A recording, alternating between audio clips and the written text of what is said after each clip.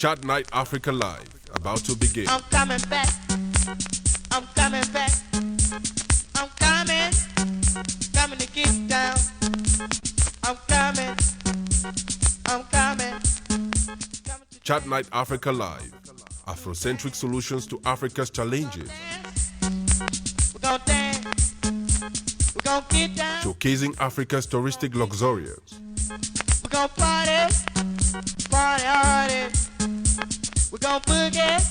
The other story of Africa. And when we jam, it's out of sight. This song right here. Chat Night Africa Live, about to begin. I'm ready. I'm coming. I'm coming back. I'm coming back. I'm coming. Coming to get down. We're gonna get down. We're gonna get down. We're gonna dance.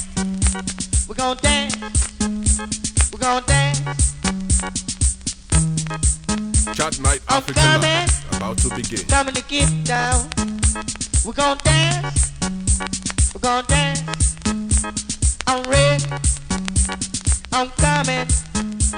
I'm dancing. I'm dancing. We're gonna dance. We're gonna dance. And now, Chat Night Africa Live with Divine Chamuko.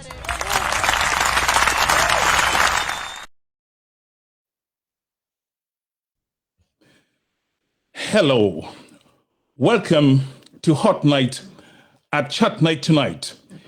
If you are a cardiac patient, we advise stay away since this could cause heart palpitations. The content is combustible, and my guest, provocative, thoughtful, but instructive at the same time. Hot Night at Chat Night tonight. Ladies and gentlemen, if you're in love, we want to extend to you from the fountains of Chat Night Africa, Happy Valentine's Day. When they fell in love, it felt like they couldn't live a minute without each other. Gradually, they became lukewarm towards each other and oftentimes resentful of each other. What happened? It could happen to you.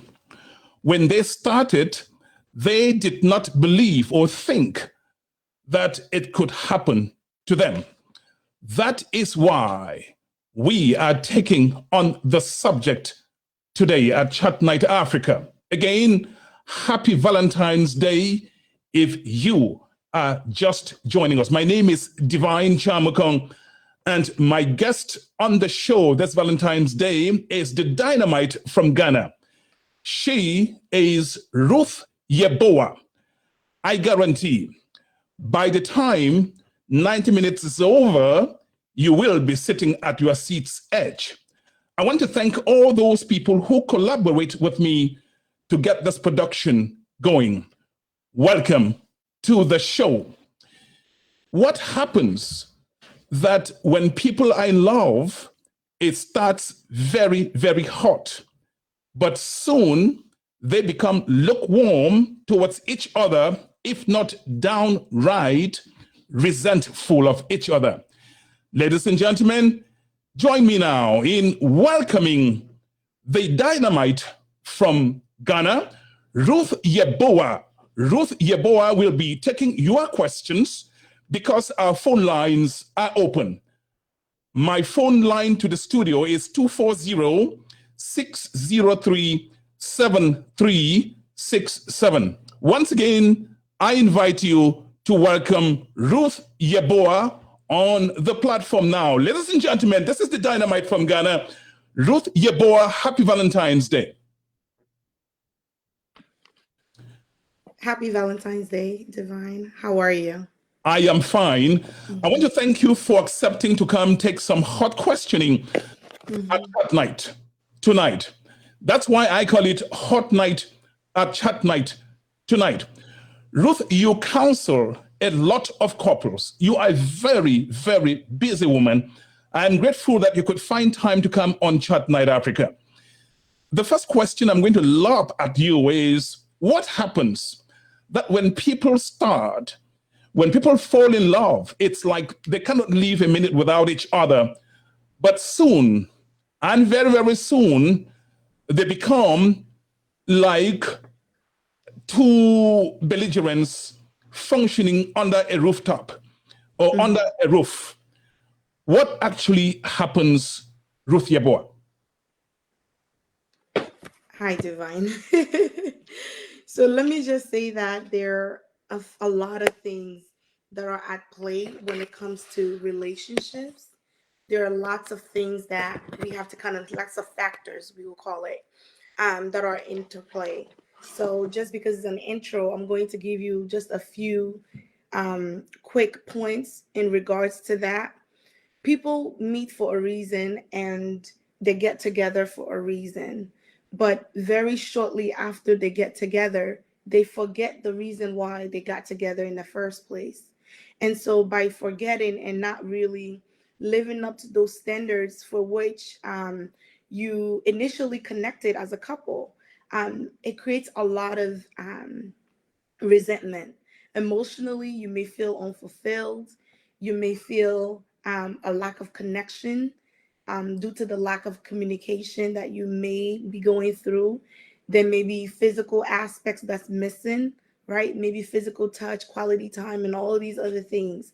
So, one of the reasons that lead people to really become disconnected and begin to feel as though the relationship is going sour has really to do with the change in priorities and the change in respect, the change on who you think the person was and where you both are in your lives currently. Change in priority. That's Mhm, surprising to many people. When they mhm, fall in love, when people fall in love, Ruth mhm. Yeboah, other priorities, to even think of the woman or the man having other priorities is out of the question. So, what Mhm. happens that priorities do change? So, depending on the stage you are in your life, there are things that may be important for you, or used to be important for you that are no longer important now. So, it really depends on where you are right now. And it depends on where you were when you met the person. So, a lot of people meet people and marry people or date people based on where they are currently. So if you use your current circumstance, which may be very temporary, as a way to choose your life partner, when you become a different person, right? When you evolve and when you grow, it may become very difficult when you chose the person when you were in a bad place. And a lot of relationships started when that person was in a bad place. So part of the reason people connect could be loneliness. It could be dependency or codependency, as they say it.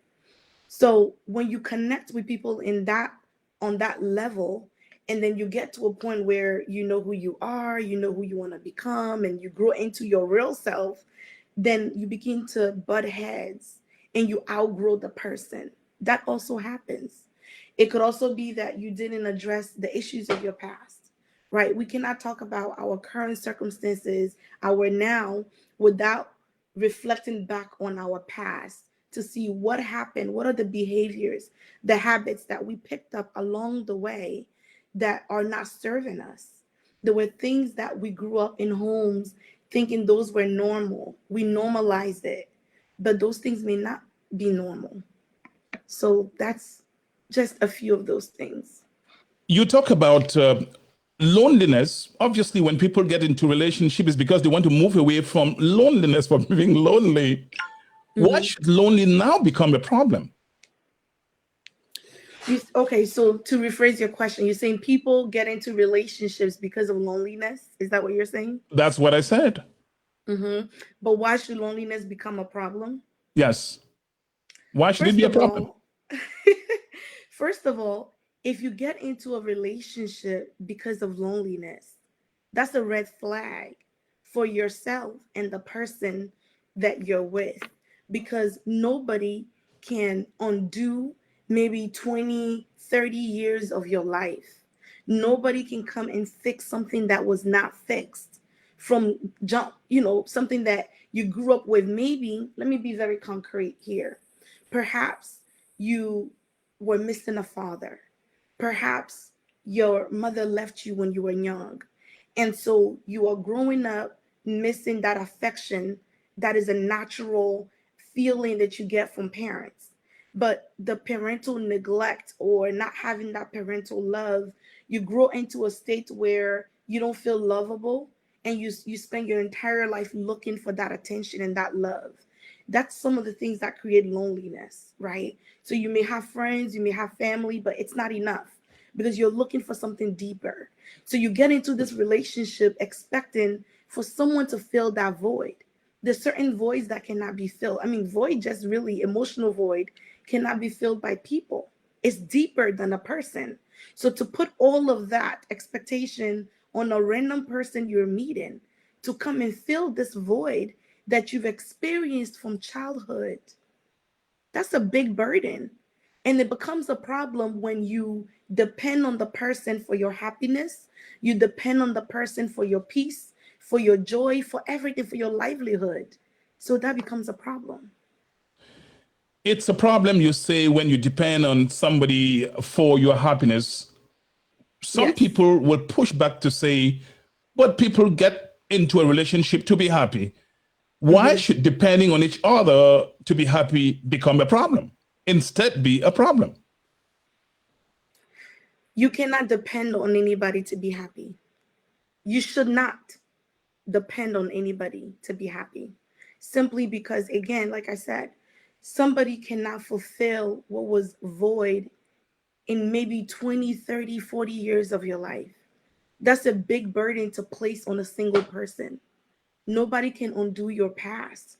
Whatever caused that loneliness, that sadness, that whatever that you need, where you become codependent on another individual, or maybe emotionally you become like inept. Whatever caused you to be in that place, you need to fill it.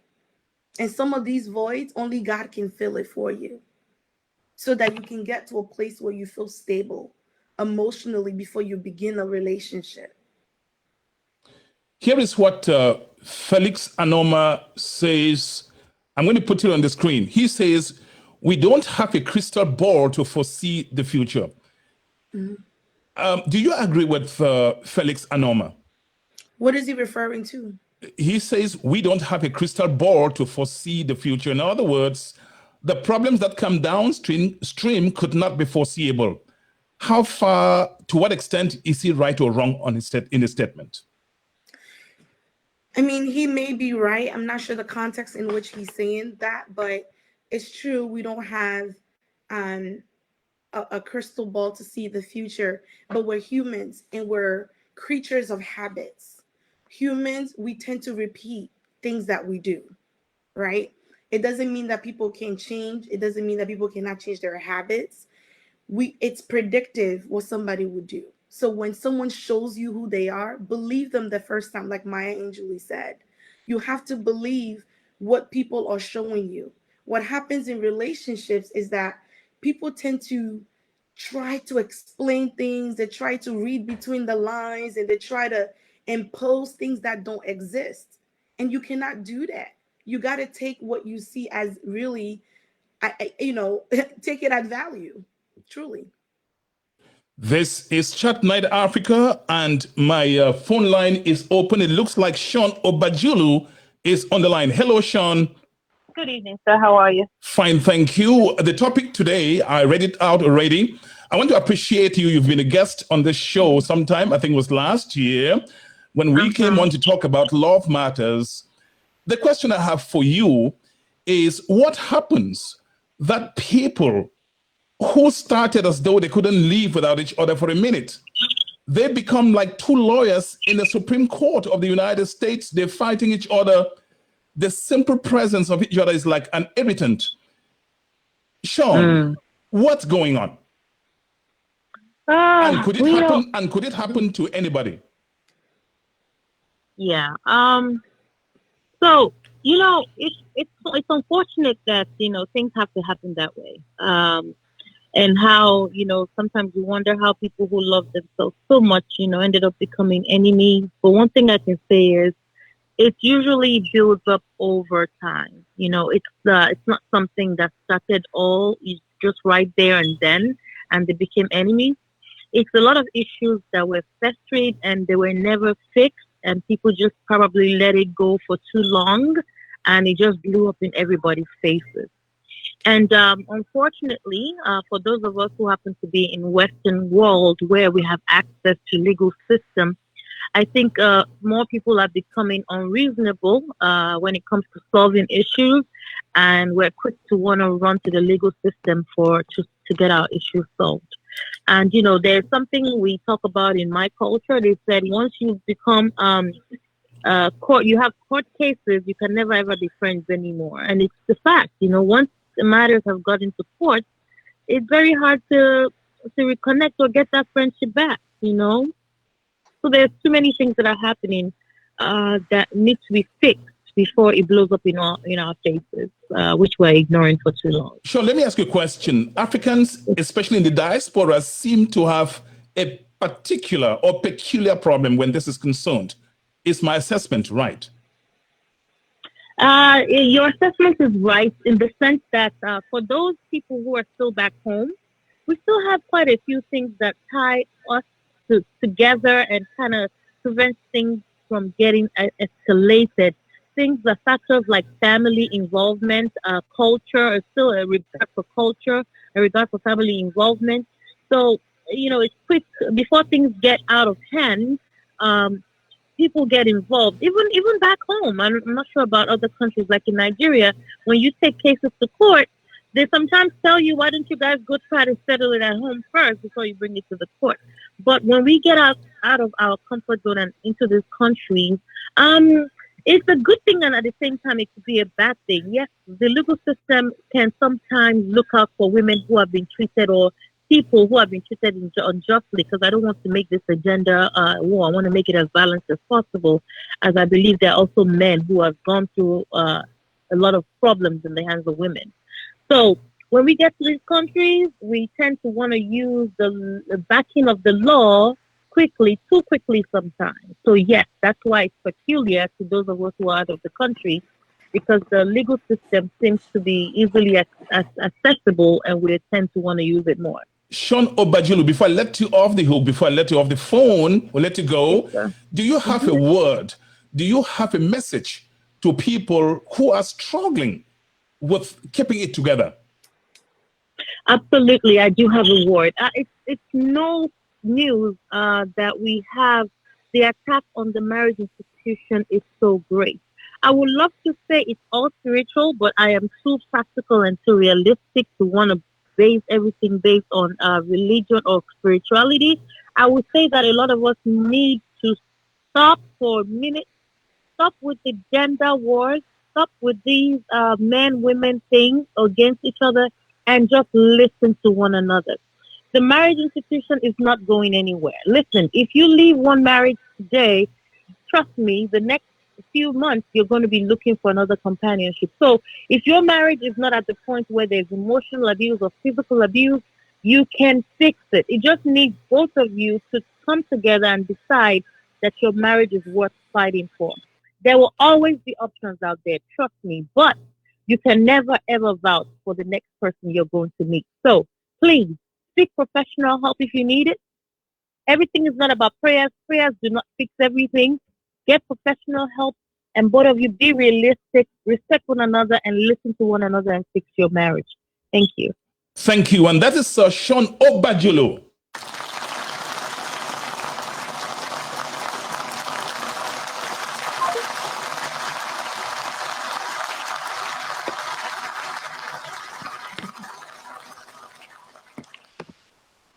Ruth Yeboah, what's your reaction to what Sean Obajulu just said?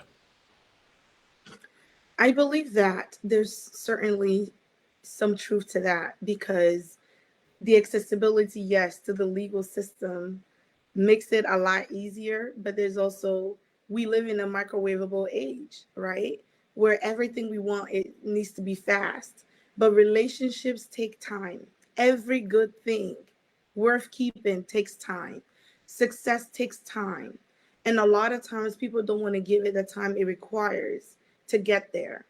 And so, because we want everything fast and we're comparing our lives to other people, and we are looking on social media, looking to people that don't even care for you for um, their opinion, we tend to fall into the trap of, I can do better, I can do better.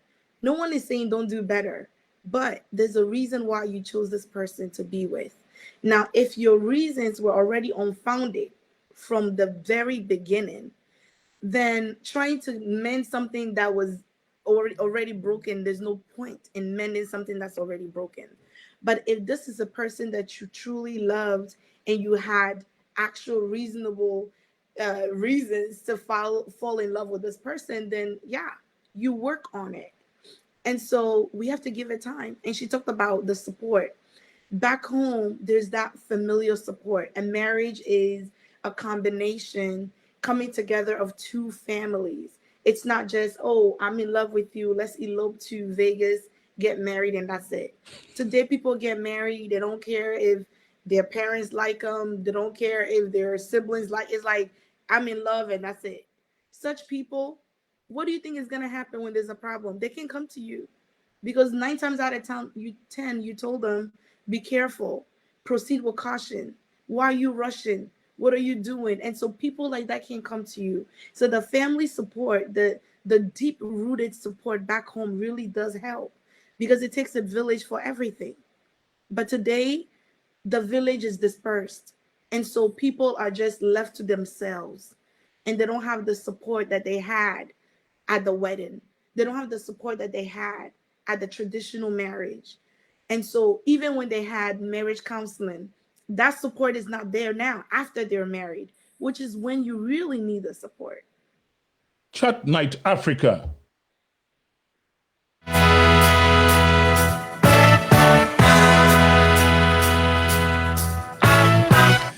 You're talking about the lack of family support, but somebody's already saying that family, especially in the diaspora, is the very reason why these things are having so many marriages are on the rocks. Either you are having a troublesome mother-in-law or a troublesome father-in-law or problematic sisters or brothers-in-law. How then can you reasonably say that family would instead prevent the headaches and heartaches from happening? Okay, listen, anywhere in the world, character is paramount. Character is what?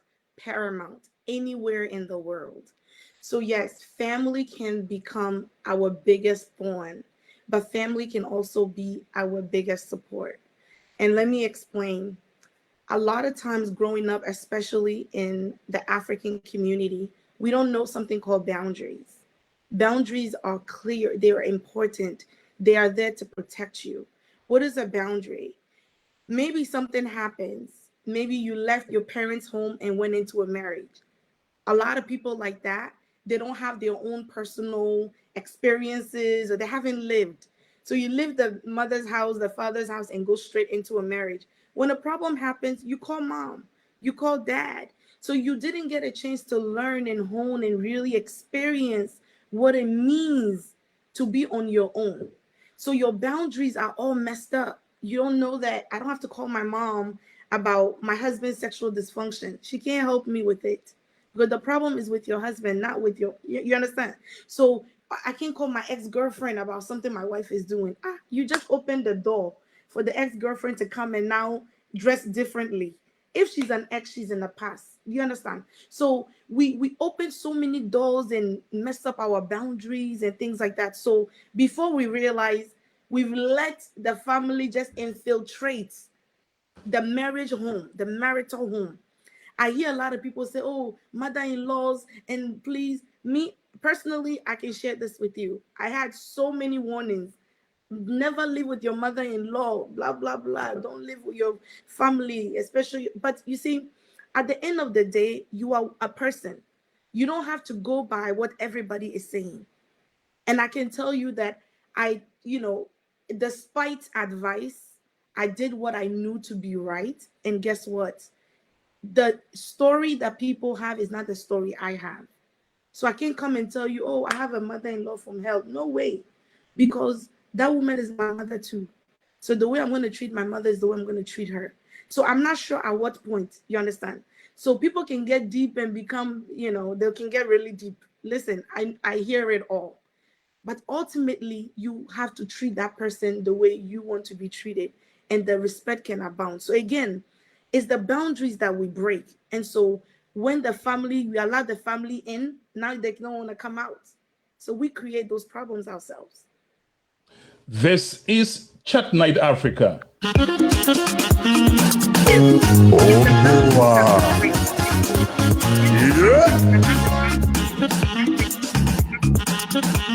And right now, we have somebody on the line. That's Toyin Abiola. Please shut down the volume of what you have there. You are listening device, Toyin.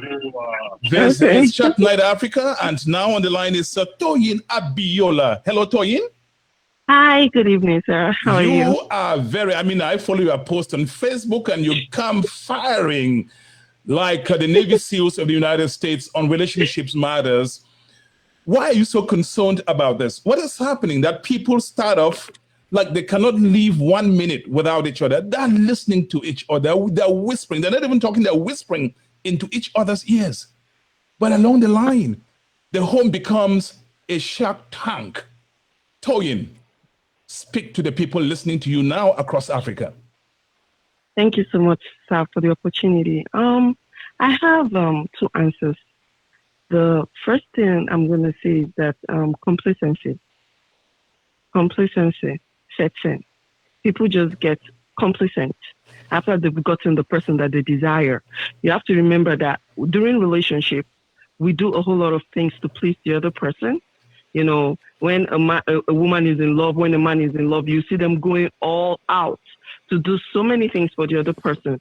But once they are married, they feel as if, they've already achieved, they've already gotten what they want already. And so they stop doing those things that they did for each other during the relationship in the marriage.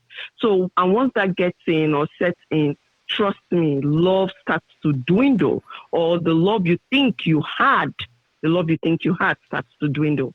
Now, another thing is the fact, another fact for me as a marriage coach is immaturity levels to deal with different marital problems. See, let me tell you something, It does not matter the kind of love you have for someone. If that person does not have the maturity level to deal with small marital problems in the marriage, it's going to erode love. So where both of you are supposed to be, loving each other and spending time with each other, you are busy solving marital problems. You are busy nagging. You are busy quarreling and having issues day in and day out. Now, before you know it, you become tired. Before you know it, you don't want to put in any effort anymore, especially if one spouse is the one trying to put the relationship together. Then everybody will just, raise their hands up and just say, you know what, I'm done, I'm tired, I don't want to fix this anymore. So that is just what I believe. Those two things are what I believe is causing a whole lot of marital issues these days. Let me ask you this. Yeah. People have talked about finances. Some people talk about children and stepchildren. How have all these factors become real issues of problems between people who were just like hand in glove? Will I say their inability to face. See, relationship reality is different from marital reality. Do you understand? There are so many things that you don't have the opportunity to know while you are in a relationship that you get to know when you are in the marriage. Now, I always call marriage a light. It exposes your good sides and your bad sides to you, to your partner. And so there are so many things that you start to see in the marriage that you did not see in the relationship. And if both of you are matured enough to deal with the financial problems, to have a vision, to set a goal, it's not going to be a problem. It shouldn't be a problem. But where one person has a different financial view from the other, a different financial goal from the other, then it's a huge problem. Now, let's talk about children. If the parenting skills are different depending on the family that the partners came from. Do you understand? One partner loves discipline, your partner does not, the other person does not want discipline, and so on and so forth. All these little things bring in so much negativity into the relationship. And where there is negativity, love can never survive or thrive, because love is a positive thing. So the whole idea is for couples to get rid of those negative things first, so that the love they have for each other can blossom. Toyin Abiola, you're a firecracker when these things are concerned. I like you before you go, because I got lots of, I see Dr. Colette Ngante wanting to dial in. She just sent a message. 240-603-7367. Speak to your brothers and sisters in the diaspora listening to you, your brothers and sisters on the African continent listening to you. You have 1.5 minutes. What message do you have for them on this Valentine's Day to save them the headaches and headaches? The headaches and headaches. Okay, the first thing is, if you are in a relationship, you are not yet married, please do yourself a favor and do due diligence on the other person. Investigate that person, investigate them mentally, investigate them emotionally, investigate them spiritually, so that we will avoid, topics that hurt in the relationship, in the marriage at the end of the day. Now, for the married couples, if you are married, please understand that you can love each other above your marital struggles. Let me tell you something. Everyday struggle is part of life. It's part of living. So having the wisdom to be able to overcome those struggles, especially doing it together as a couple, do you understand, is a beautiful thing. And I believe that two of you should work together more, work together in getting rid of those negativities.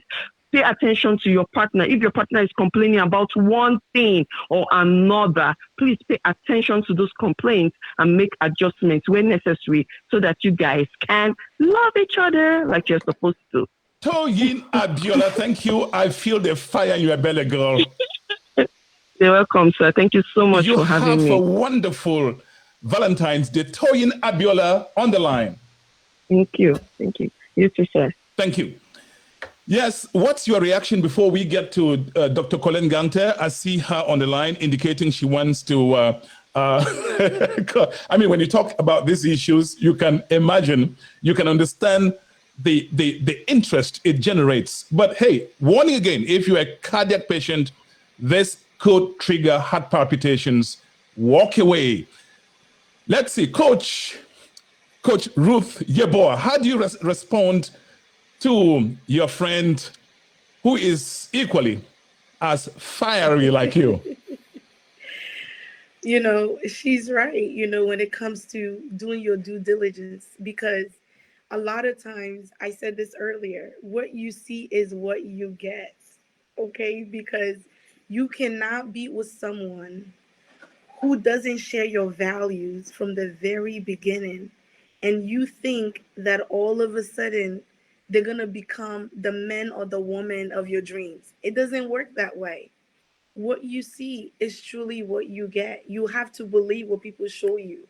What you see when you're dating, what you see when the person is courting you, what you see when they get together with your family, with their friends. That's who the person is. But one of the key elements is to think about, am I myself when I'm with this person? Or every time you're with this person, are you somebody else? Are you trying to be someone you're not? And if you can't be yourself, your authentic self, when you're with that person, then you have to give up the idea that you're going to become any better in your relationship, or that this person is also showing you an authentic side, because even you are not real with yourself. And so I think it's all in the beginning. You cannot forego the beginning. The beginning of a thing is crucial. She mentioned something, complacency Explain Yes. to me what drives people down the path of complacency. And Dr. Colin Gante, you will be taken on the show in a moment. What drives people down the path of complacency? So basically, when someone becomes complacent, it's almost like I don't really care. There's this I don't careism that enters the person. There's a nonchalantness, like, so what? So it's like I'm not going to do what I used to do because it doesn't even make a difference. When boy meets girl in this world, you put on the makeup, you get dressed for a woman, you do all of that, you look good. When a man wants to impress a woman, maybe he's flexing the car, maybe he's opening the door, maybe he's even cooking for this woman. Okay. And so it comes to a point where you become complacent, you become comfortable, you don't feel like I need to try hard or whatever. Everything becomes whatever, where you stop prioritizing yourself and the person you're with. And so, because you stop trying, the relationship will not grow. So, this feeling of complacency makes the person feel like you don't appreciate me, you don't care for me. Love means to give. Love, the very essence of love, is sacrifice. But because people stop giving, what happens? The relationship stops growing because everybody is overwhelmed. Everybody's tired. Everybody wants to be right. There's too many arguments.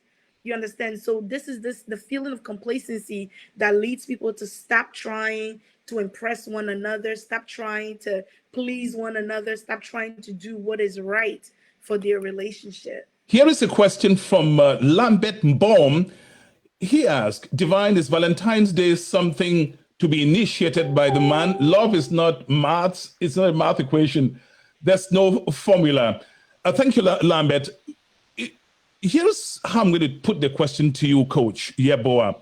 Mm-hmm. Most times I hear that women don't give.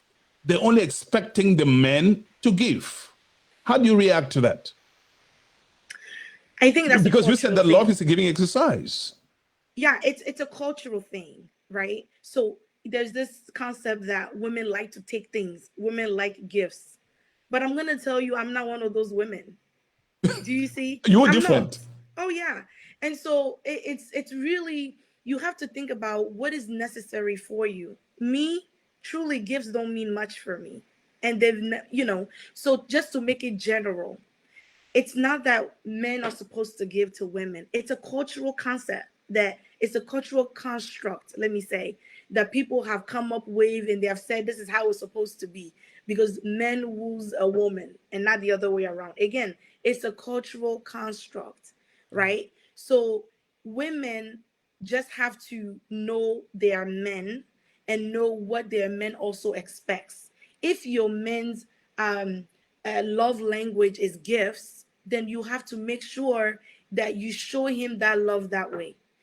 As a woman, my love language is not gifts. I'm not interested. You can buy me $1 thing. You can buy me 100,000.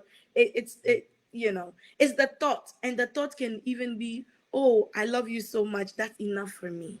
But for the woman who's like, oh, you didn't buy me flowers. Oh, you didn't buy me this. The man has to learn that the woman only knows I love her when I give her something. It's not every woman. Well, Beatrice Tanga in Houston says it has to go both ways. So, ladies, if you're expecting a gift from your husband, you should also be expected to give your husband. It's not a one-way traffic. This is Chat Night Africa. I'm your host, Divine Chamoka. Oh, boy. Yeah.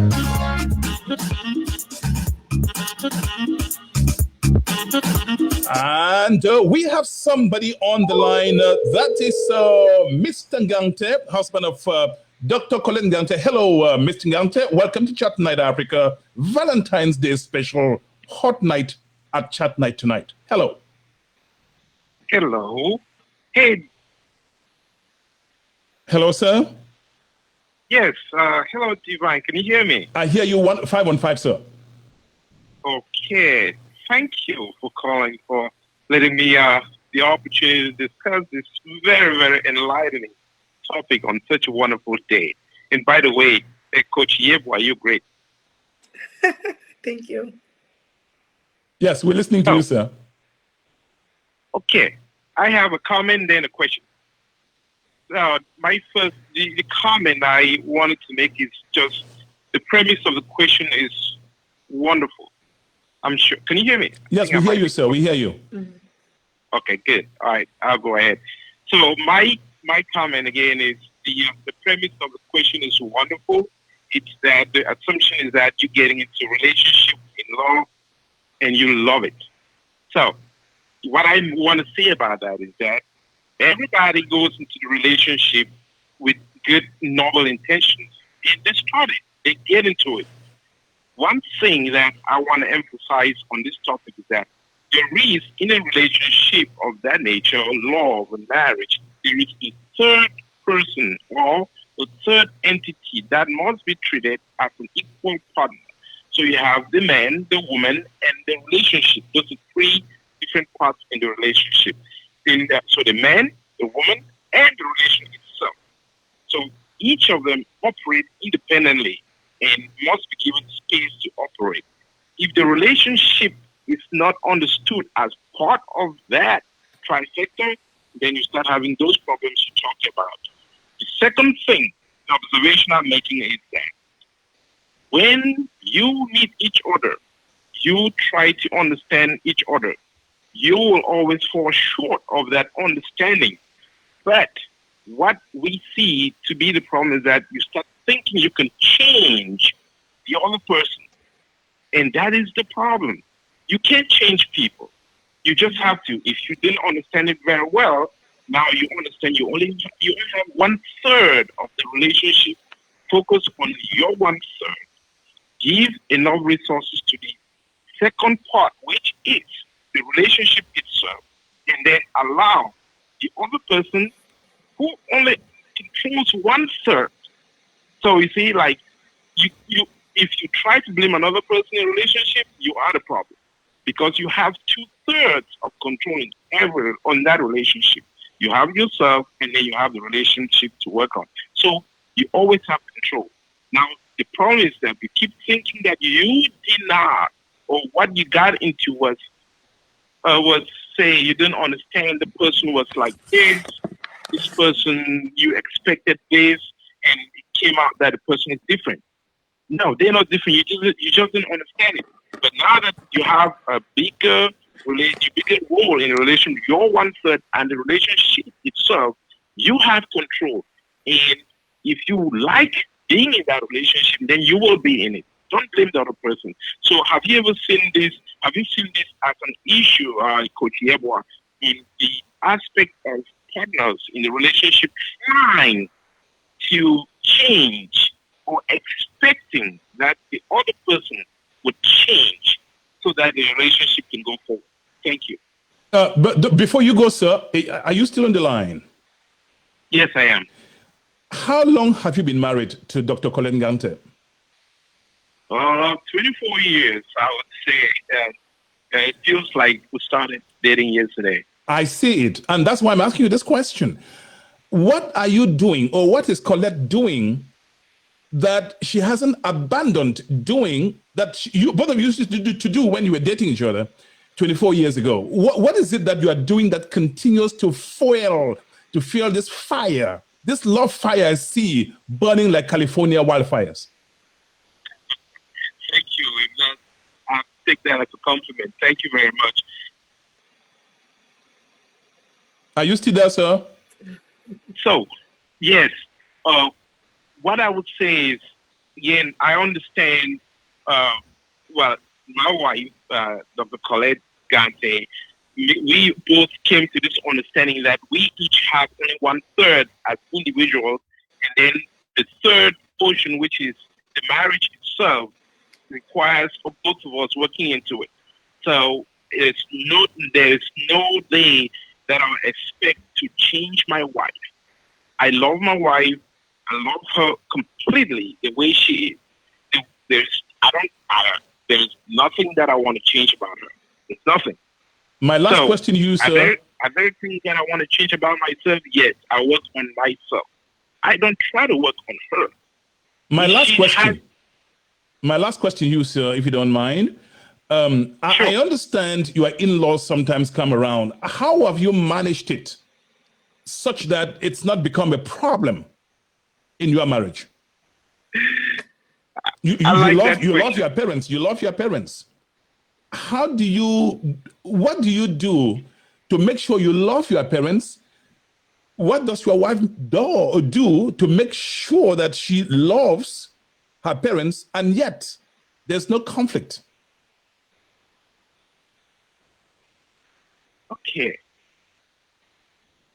So there's a little bit of bleed over, so I guess I can answer that. Yes, sir. I'm waiting for you to answer. It is important to say that my mother-in-law, we live together, and so she is my mom.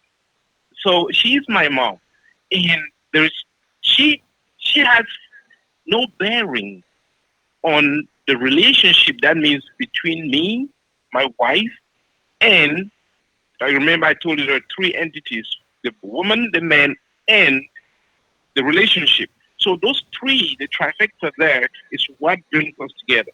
Every other person is it. Again, I love my mother-in-law, I love my mom, I love my sister, I love everybody. Even my child, I love everybody, right? But in terms of staying in this relationship, the marriage relationship, I see it as 1/3. I have a 1/3 rule. My wife has a 1/3 rule, and the marriage is a 1/3. So there is nothing else. There's nobody else that affects it in that way. As an individual, though, my connection with individuals such as my mother-in-law is based on what I understand as myself, the understanding of my own self. How do I appreciate others? So my mother-in-law is my mom. It's no different from my mom. I treat her like my mom. That's beautiful. So I cannot blame my problems onto my wife or my mother-in-law or my mom or my son or my daughter. I don't. I have to accept my responsibilities, right? Mr. Ngante, it's because of that. And if we look at it that way, then I don't expect everybody to be the same with me. We're different, but okay, I think it looks like you're gone. Anyway, Mr. Ngante, are you still on the line? Yes, sir. Just answer this in 30 seconds. Today is Valentine's Day. Who bought gift for who? Yeah, it's funny. My wife took me out and gave me a pedicure.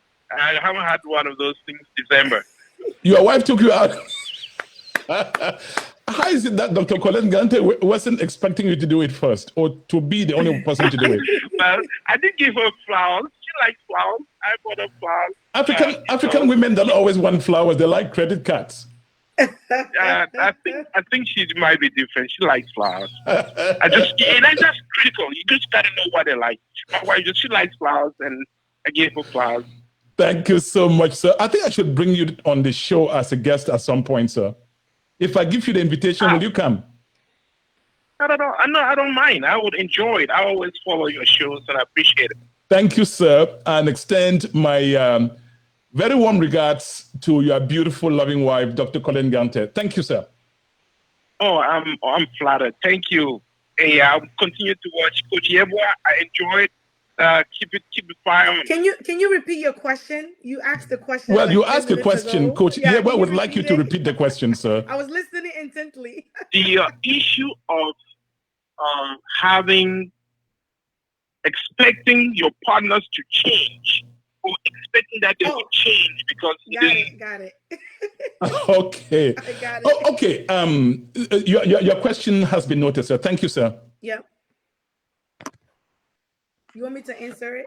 Yes, you can answer. Okay. But before you answer, Coach Yeboah, Lady Beatrice Tanga in Houston, Texas says, "Wrong, Divine. We African women love flowers." Okay, I thought African women love credit cards. I thought probably my assessment was wrong. I want to acknowledge the most Ada of all Adas. She has been my guest at some point, Jemima Chalks in Delaware. Thank you, Jemima, for being a flag bearer for Chat Night Africa. And in case you didn't know this, just go to www.chatnightafrica.net. The website we have built to serve you will blow you away. Yes, Coach Yeboah, your answer. Okay, so it was Albert Einstein who said that women marry men hoping that they will never change. They will, women marry men hoping they will change, and men marry women hoping they will never change. And he said that they are both disappointed. Why? Because you marry a man hoping that he'll become something you want him to be, and he doesn't change to become that thing. And then the man marries a woman and says, "Oh, I don't want this woman to change. She's so good." And then the woman becomes something different. We say it for jokes, but truly, you cannot, just to emphasize what Doctor just said, you cannot make anybody change for you. What you see is what you get. Okay, if people want to change, they have to initiate that change. If you marry somebody or you're dating somebody who likes alcohol, alcohol is what you are exposed to. That's it. So you can't be married and then you say later, "Oh, why you drink so much?" Everything you accept when you're dating, when you are courting, you want to accept it in your marriage, in your relationship. You've accepted it. So whatever you tolerate is what you are accepting. But if in fact you marry the person and you're hoping that, "Oh, it's going to change, maybe I'm going to help them." Women, we love projects. We like to do a lot of DIYs. So we turn men into DIYs. I'm going to help him to become a better man. It's not your job to make anybody a better man. Listen, we have an assignment when the man is for you. And when it's for you, the Lord will give you the grace to deal with that man. But if you go pick a prayer topic from somewhere that's not yours, you will pray for 20 years. If this man wasn't yours, he wasn't yours, and vice versa. And so, just to answer your question, you can't change anybody, and you should not expect marry hope. Don't marry hope. It doesn't exist. It doesn't work. Marry a person with potential that you know will get there, but they have to show you that they have action today and they're going to improve the action later in the future. Chat Night Africa from Washington, D.C., metropolitan area. And my guest today on Valentine's Day, Hot Night at Chat Night Tonight. Love Talk with Coach Yeboah Ruth.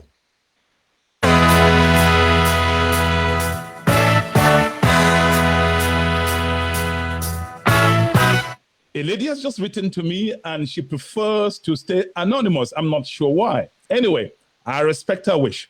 Here's what she says. People, Coach Yeboah, take note of this. People take loyalty and trust in their relationship for granted. I like you to note that, for granted, taking each other for granted.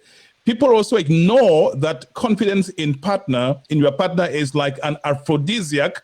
Please note that confidence in your partner is like an aphrodisiac, and lack of confidence could lead to deteriorating relationship. People start a relationship with some form of communication and understanding, and this passion and attraction that got you started needs to be continuously practiced to keep the relationship hot and very, very hot. Now, talk about taking each other for granted. Put meat on that, Coach Yeboah. I mean, look, again, the complacency is how you take people for granted. Because I already got what I want. I don't need to try hard enough. I don't need to go the extra mile like I would have done if I was trying to get with the person, right? So when someone takes you for granted, it's as if you will always be there. There is nothing, you have nothing to offer or something like that. But in a relationship, you have to make yourself so valuable that the other person cannot take you for granted. Like your presence has to be felt and your absence needs to be felt as well. And how do you do that? You don't do it on your own. You're doing it in a relationship that you're supposed to be in. Again, if this is where you belong and things get difficult and challenges arise, you need to make sure that you have that line of communication open. And that's how you don't take each other for granted. Because a lot of times you're not communicating, you're not talking about what is happening, you're not talking about things that you feel resentful about. Some people have given up on the relationship mentally. They're just physically there. Their body is there, but their mind has traveled a million miles away. And so those people, they are taken advantage of, and they are taking the other person, they're taking advantage of the other person. So again, it depends on where you are, what you want, and how you are feeding that relationship. As she said, you have to continuously feed it to sustain the relationship. It's not a one and done situation. Every single day, give love a chance every single day. Coach Yeboah, this is a text a gentleman has sent me. Coach Yeboah, my wife's other name is ingratitude, lack of appreciation. Ladies, what's happening? I remember I was interviewing now Dr. Veronica Fortune on this same day last year, and she says when her husband brings back a bag of groceries and she praises her husband, and she goes on to say men love praises, her husband brings in 10 the next time. I'd like you to address this problem of lack of appreciation, the scarcity of compliments, as I would call it. I read a lot of surveys with relationships, with couples, and one of the biggest reasons that people use for even infidelity is lack of appreciation. And what does appreciation look like? Again, I'm going to go back to the beginning, because the beginning of a thing is important. The person you were dealing with, if they were grateful, you knew that they were grateful. Remember, those value systems, they're non-negotiable. That's who you are at the very core. To be ungrateful, that's not something you miss in a person. But a lot of times we allow love to supposedly blind us. And so we cannot see what is happening or what the individual is doing. Now, you're already in the relationship. What do? Have a communication, have an open communication about that, conversation about that, and talk to the person. Let the person know perhaps your your love language is words of affirmation. People who make appreciation such a big deal is because part of it is that they're the way you show them that you love them is by affirming them. And if you depend on affirmations to feel wanted, to feel appreciated, guess what? You are always going to feel depreciated. You're always going to feel like you're missing something. Oh, she didn't appreciate me. Oh, he didn't do this. But you have to find out. It maybe that is your primary love language. Now, putting meat on that, when you do anything good, and I'm speaking, assuming I'm speaking to some kind of faith, when people of faith, that when you do things, a good thing to someone, you're doing it generally. Okay. I'm going to give you, this is a quick tip I'm giving you. So when you are in a relationship, it's very easy, especially for a young family, to say, oh, I woke up and I was taking care of the baby. How come you're sleeping? Wake up and come take care of the baby too. And these are battles that people fight consistently. I work with couples, and this is one of the battles. I took care of the baby, and I fed the baby, and I did this and I did that. And so people get caught up in all these things. But listen, you being a parent doesn't negate the fact that you are also a wife or a husband. In other words, when you take an action, when you choose to take care of your children, you are a parent. It's your duty. Okay. When you choose to take care of your husband, you are a wife. It's your duty.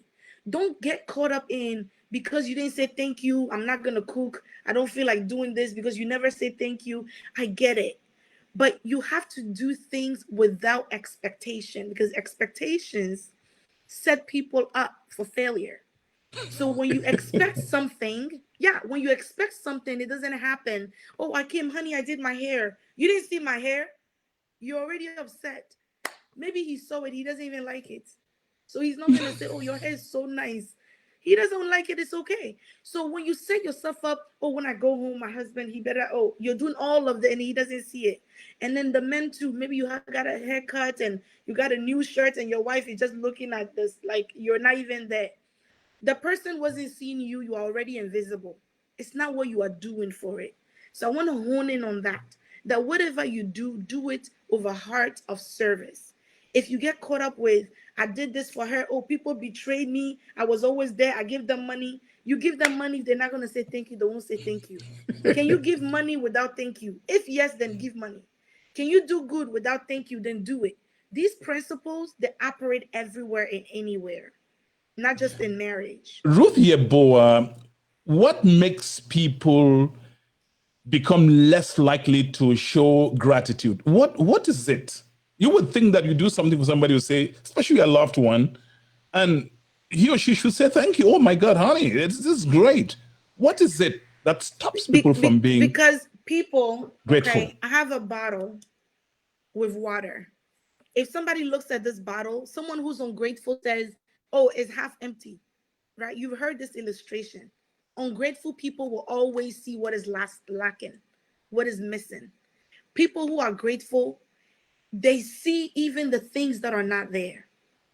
And so when you have a woman or a man who's in a relationship for the long haul, who loves you for you, who is in through thick and thin, when that person is devoted to you, they see the thing. Scripture says, call things to be as though they are. That means when you speak out, even if the thing doesn't look like what you want a good marriage, it's not there yet. You are speaking life into it. But whereas sometimes we get caught up and we say, oh, you don't have this, you don't have that. Look at my mates. They are wearing this. They are doing this. And people have gone forward. Life isn't a race. The fact that your mate is forward doesn't mean you are behind. It just means that you are on your course. And when the due time comes, you will live your life accordingly. Marriage has become one of those things like social media. And we use social media to make this point. Today, Valentine's Day, the people who didn't post their husband and their wives, they are in trouble. In fact, I heard somebody call and say, oh, you didn't post your wife. And then what? You see, so you get caught up in the hype. You get caught up in all the extra stuff. If you want to post, that's fine. There's nothing wrong with it. But don't think not posting is also a problem, right? And don't do it for somebody.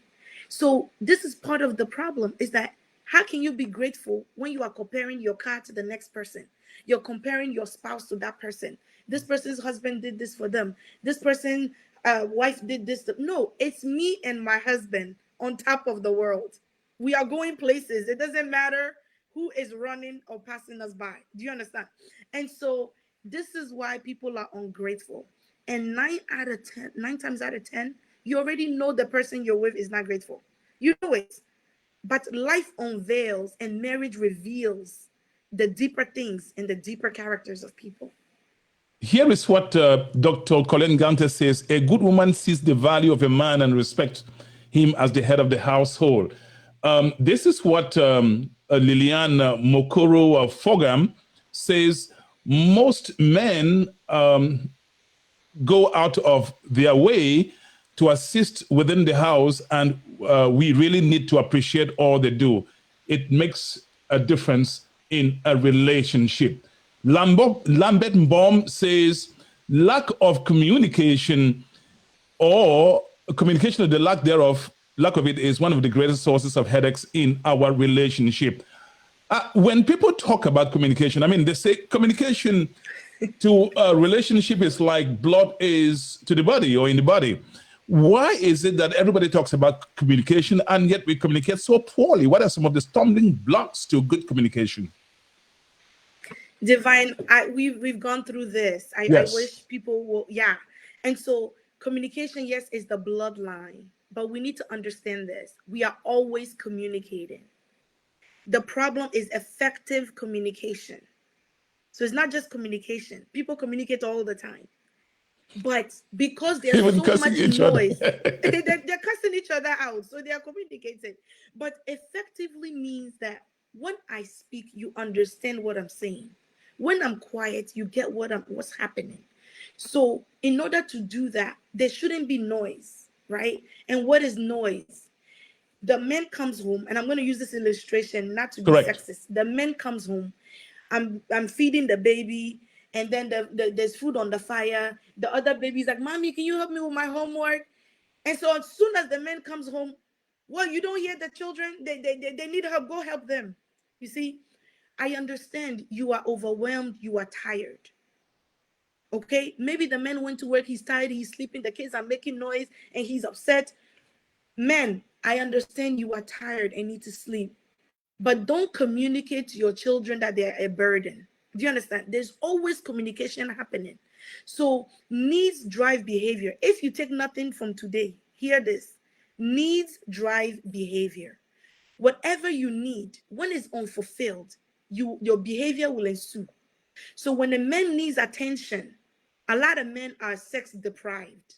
And so when you are sex deprived, water, you're upset for water. Give me money.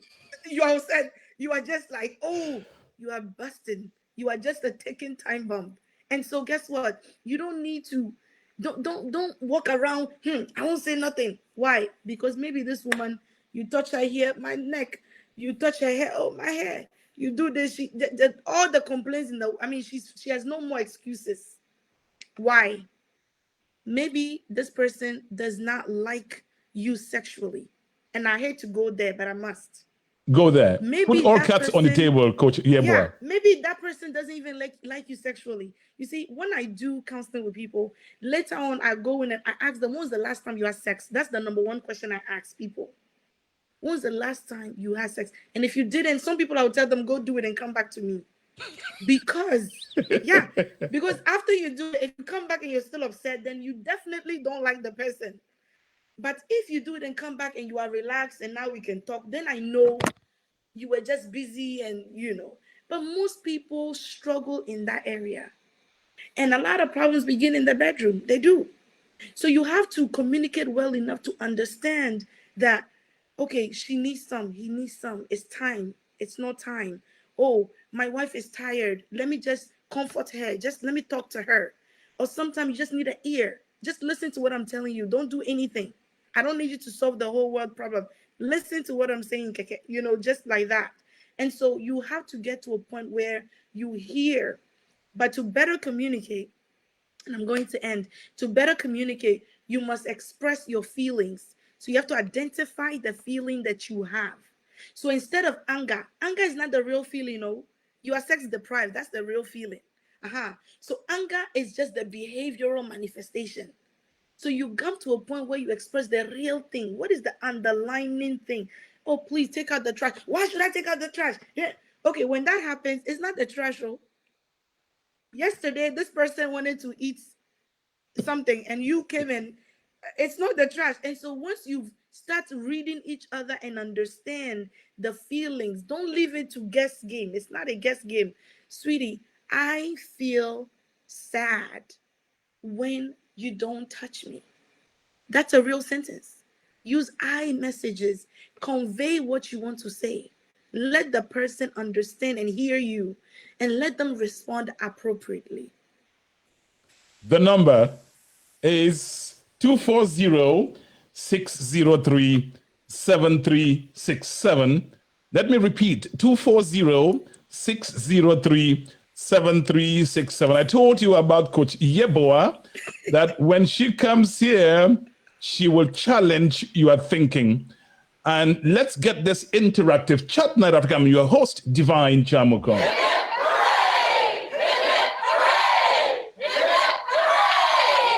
Here is what somebody writes to me. And you can send me, those of you who have my number, you can always text me if you want to stay anonymous. I will respect that. Hurt people, she says, hurt people. Hurt people, hurt people.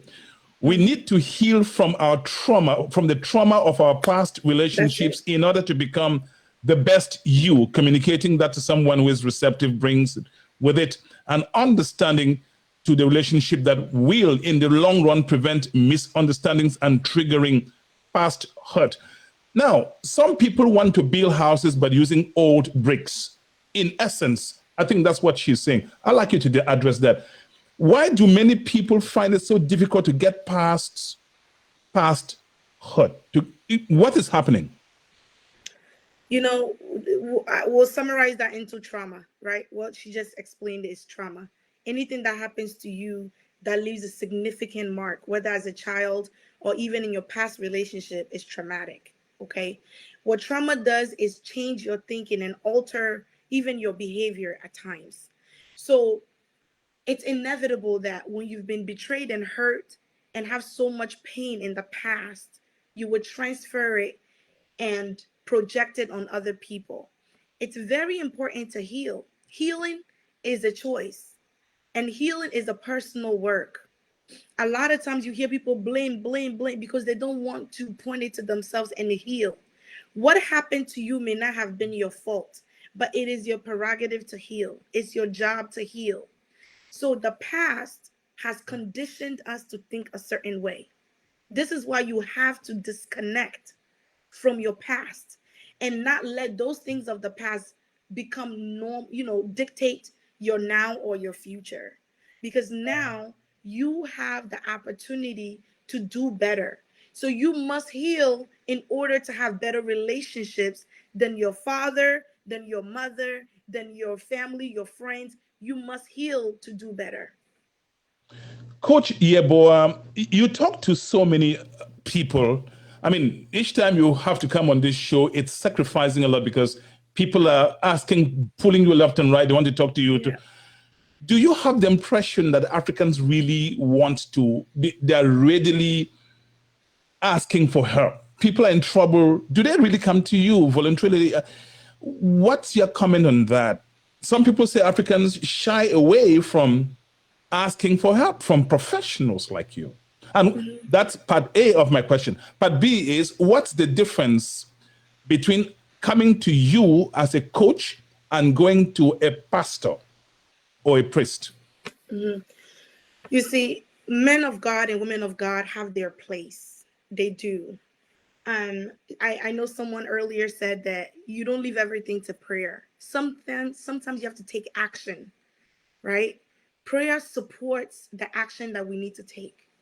And so perhaps if you went to a man of God or a woman of God, she will give you advice. He will give you advice. See, as a coach, my job isn't to necessarily give you my opinion. It's to help you get from point A to point B. That means you came to me because your relationship is sinking. And so when you come, my point is to show you that what sank the Titanic is not what they saw. It was what was under the water that sank the Titanic. And so the things that are underlining, the things that are hidden, why things are sinking that you don't even know is sinking. I help you discover those things. And then I help you get to the point A, B, C, D. It's step by step because it's not going to be overnight. When you go to a pastor, you're hoping that pray for me and everything will go away. The pastor also is serving a lot of people, right? Just like I'm serving a lot of people, but they may not have the time to really do that they really want to do. But because that's what I'm called strategically to do, I have the time to say, okay, look, come here. So what happened in this conversation? And then you argue. How did you argue? What did you say? How did you say it? Then the person says, oh, I get it. I was wrong. My need was I needed sleep. I needed sleep and I was rude to my husband. That was my need. All I had to say was I need sleep. Instead of that, my behavior was I'm not cooking today. I'm not cooking today. But instead of that, there's another way you could have communicated your need for rest. You understand? So I guide you through a process. I don't tell you what to do. I help you get there. That way, the change it has longevity because you went through the process yourself and you understand why you are there. Now, to answer the second part of your question, I see, I see our people and I see other people too. The difference is you don't meet a lot of our people who want to go and see professional help because for some reason it's like we're conditioned that mental health and those things is like taboo in our culture, and we have to change the narrative. That narrative needs to change, that there is a place for everything. The prayer is there to give us the strength to even go see help, because some things you have to do on your own. God won't do things that you can do for yourself. He's put you in charge of certain things that you can do for yourself. And this is one of them: working on your behavior, working on your response, working on your past. But He gives you that grace to be able to address all of those things. So they go hand in hand, right? So one is not better than the other. You need both to make it Chat more Night effective. Africa.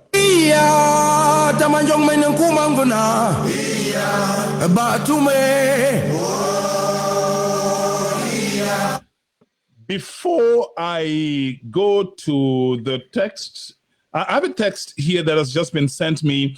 And again, she prefers to remain anonymous. Thanks for reaching out. I really don't believe in, and take note of this, Ruth Yeboah, I really don't believe in one size fits all assertions. That challenges you are coaching, I believe. However, I have seen situations where the very characteristics that attract later become the main problem in a relationship.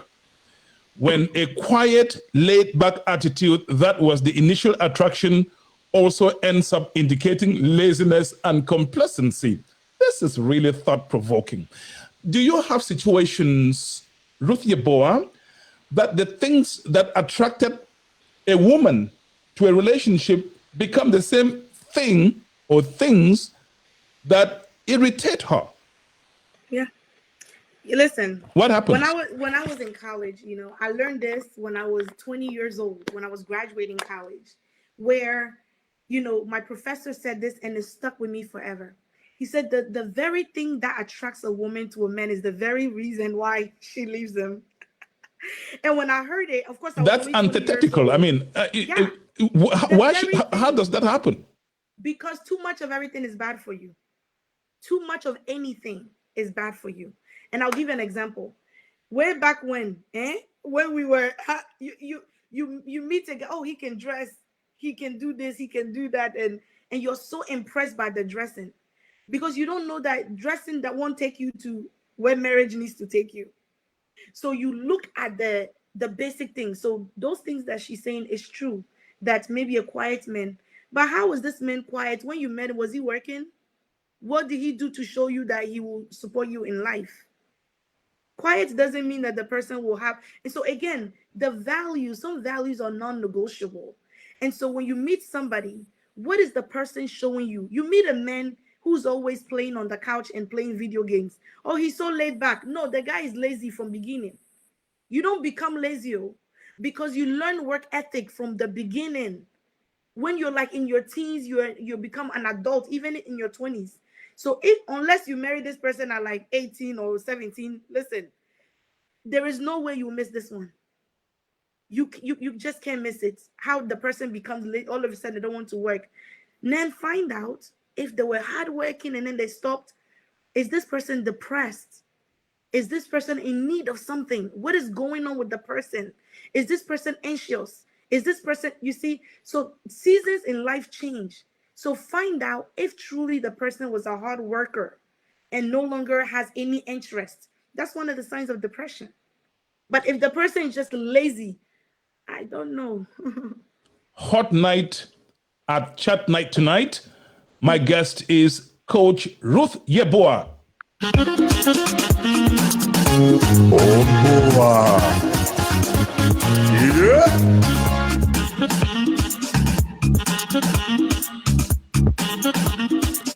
Chat Night Africa from Washington, D.C. metropolitan area, and I'm your host, Divine Chamukong. If you haven't found out yet, we have switched on our flagship African website, chatnightafrica.net. There you can go to the Health Corner tab.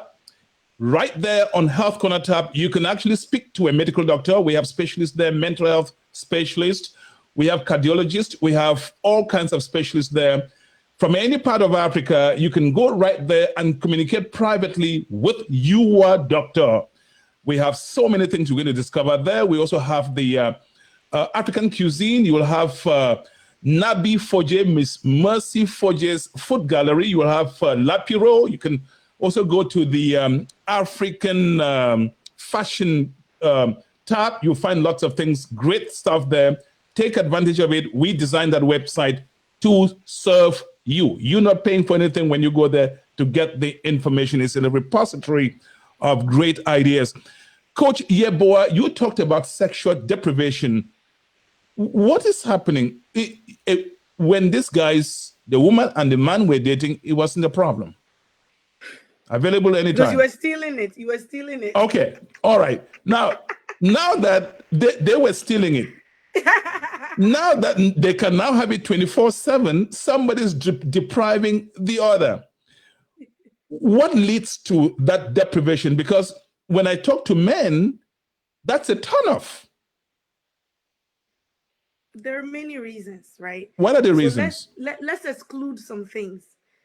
A woman is pregnant and she actually has medical problems, because pregnancy is not a medical problem. Let me just clarify that. But some women may have issues, and so the doctor might say, please don't do this. But if not, I mean, you've got 9 months, you can do whatever you want carefully, right? And so if we take away pregnancy, we take away surgeries after birth, the first 6 weeks, we take that away. I mean, everything else is communication. You yourself have to know when your spouse is tired. And it's not just the woman who's always tired. No, sometimes the men are tired too. And so it goes both ways. But the key is that you have to find what's normal for you. Somebody made a comment and said, everybody's relationship is different. That's the number one thing I get. But also, when people say that, sometimes, hear this, I'm not saying that all the relationships are the same, but it's a way to also dismiss what the person needs to do by saying, oh, it's not everybody that has to go through this. Some things you can apply to yourself and it will work. You have to be willing to change certain things and apply certain things. Yes, we are all different, but when it all comes down to it, it's the same principles.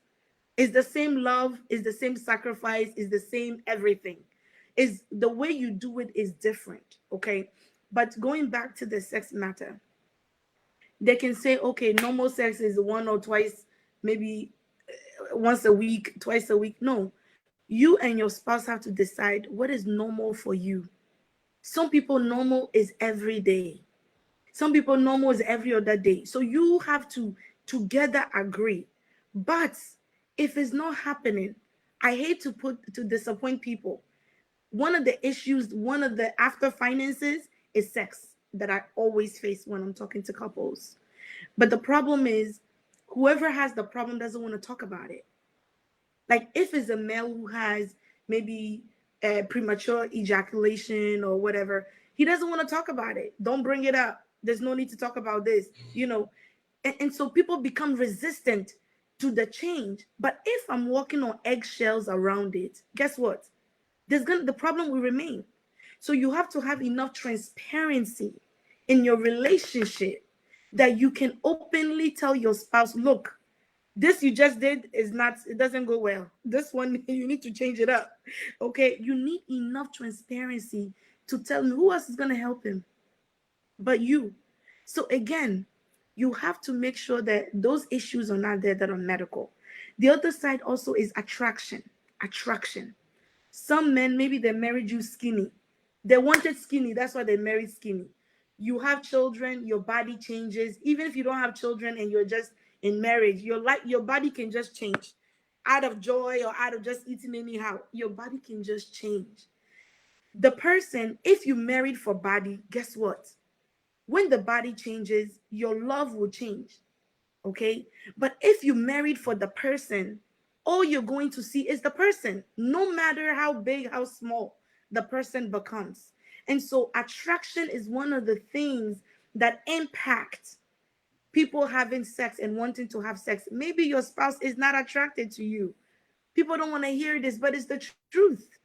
And so if they keep saying, no, I don't feel it, they are not attracted to you.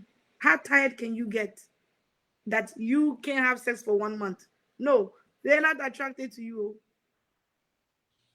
The question, they're not attracted to you. Is it because of something you do or you've been failing to do? They were attracted to you when you started. It was like a volcano. What happened with that attraction? Is it because they're attracted to another person, another woman, another man, then that you become, disposable? Many things. There are so many things. Infidelity makes intimacy difficult. Infidelity. Some people have photographic memories.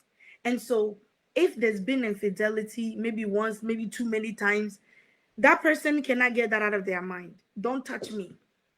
That's it. That's how the person is going to be. That's one of the things. The other thing, again, is like the body changes. The third thing can also be, you don't satisfy me.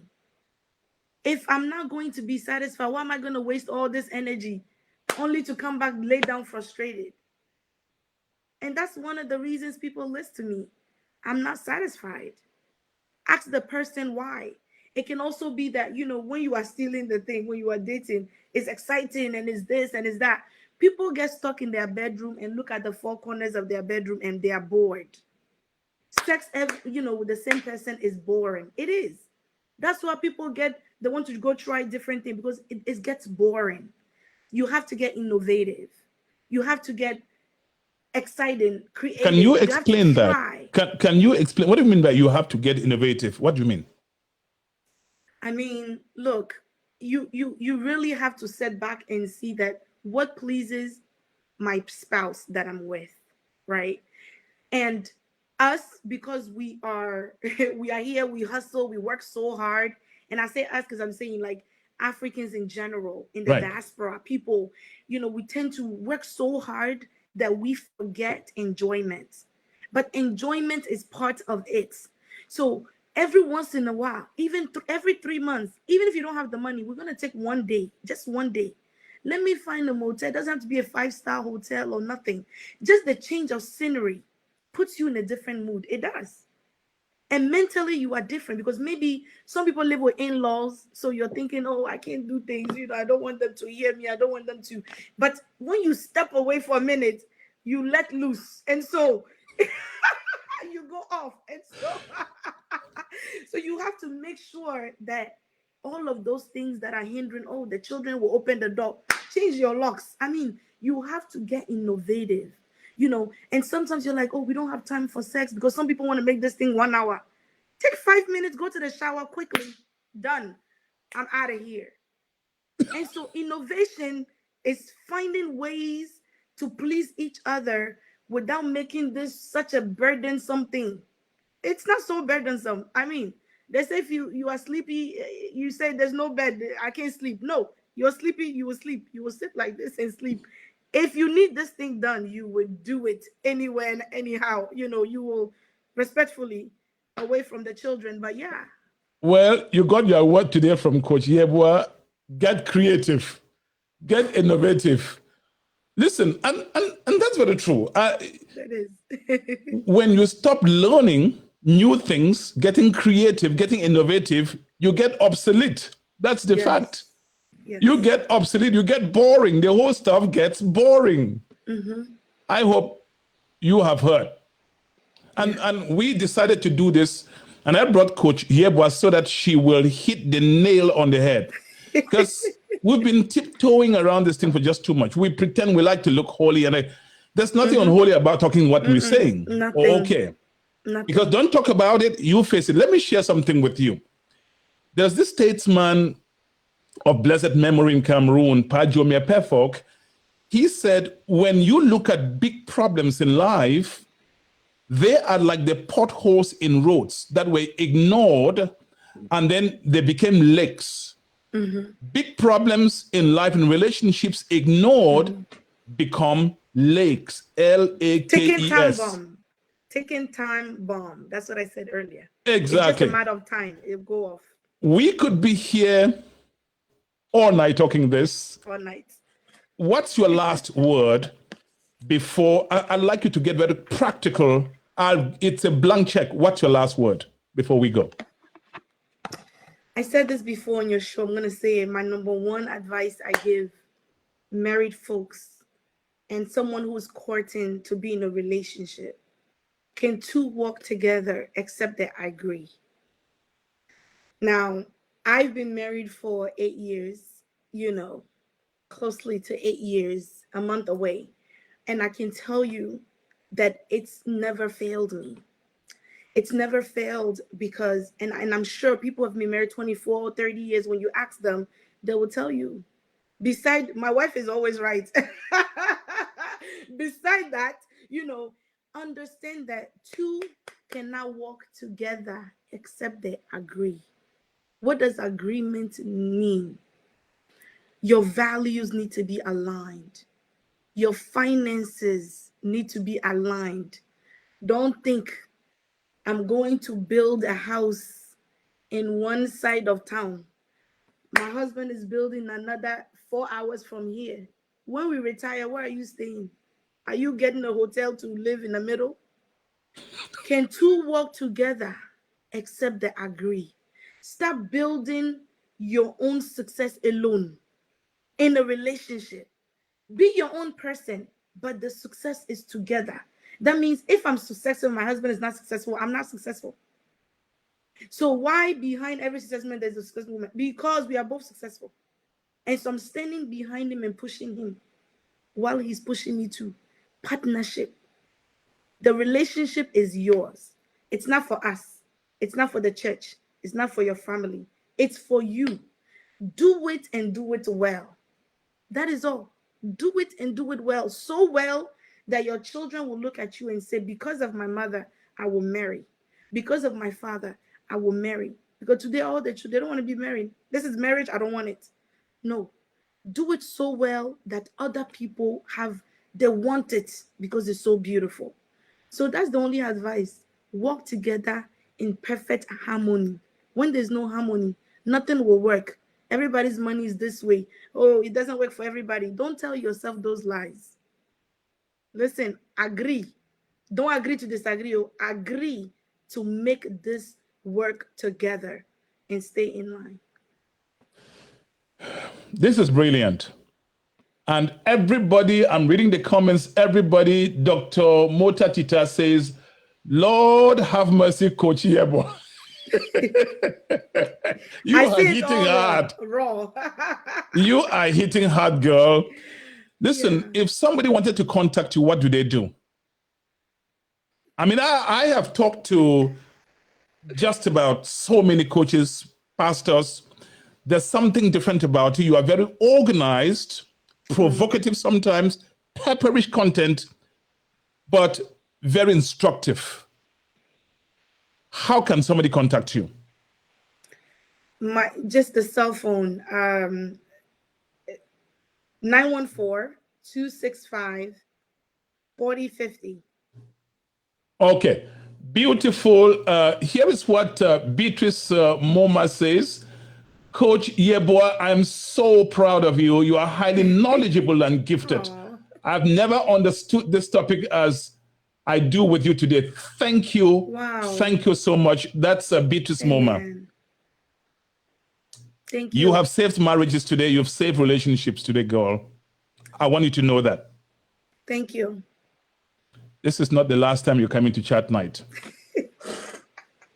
That's the problem. You're gonna put me off. That is the problem. You see, when you dip your finger in a jar of honey, you don't do it once. Mm-hmm. Yeah.